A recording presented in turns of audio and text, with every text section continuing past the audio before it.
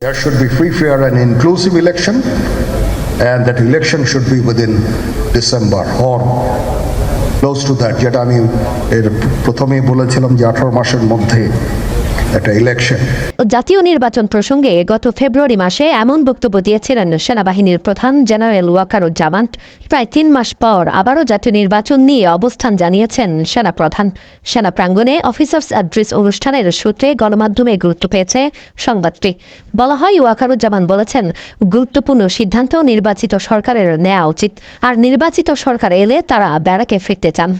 আমি চাই দেশ এবং জাতিকে একটা সুন্দর জায়গায় রেখে আমরা সেনানিবাসে ফেরত আসবো।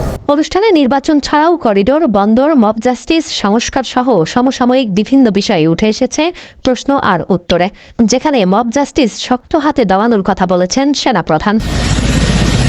অন্তর্বর্তী সরকার দায়িত্ব নিয়েছে প্রায় 10 মাস। সময় গড়ালেও কাঙ্ক্ষিত মাত্রায় স্থিতিশীলতা আসেনি।